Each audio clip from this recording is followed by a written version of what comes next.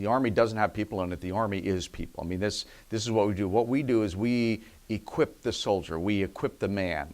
A lot of our other services man the equipment. They are equipment centric. They have very large capital investments in that. And once they buy that, once you buy an aircraft carrier, you've got that for 50 years, and then you're in the process of manning it. With us, what we're doing is equipping the man, and so I'll use a brigade combat team. That's a couple of thousand people, depending upon what kind of brigade it is. You just can't go out and buy that overnight. And you can't say, well, okay, we've decided we need one more brigade combat team. Let's go out and put out a bid on it and see who comes in as a low bidder.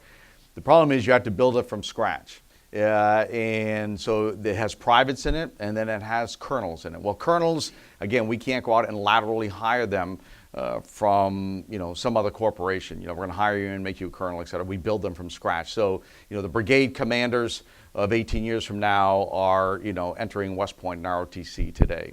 So there's a significant lag time in getting the personnel capability, just getting those people, going out and recruiting the people, bringing them into the Army, running them through basic training, all that, and then all the mid-grade non-commissioned officers, you can't hire them, you have to build them.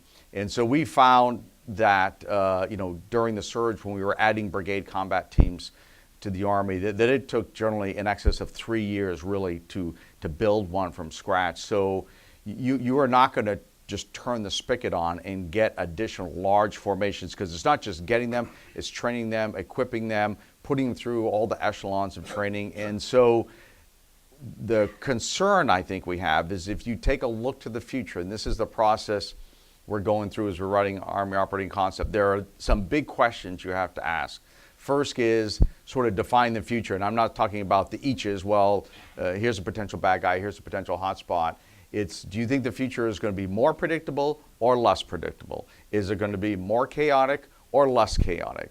And then whatever those answers are, if you say, well, I think it's going to be less predictable, I think it's going to be more chaotic, what that means is then what will happen, I think you alluded to it, things are going to happen that you probably hadn't necessarily had on your radar screen or didn't have a long time to get ready for, but when it happens, all of a sudden there's pressure to, as you say, just do it.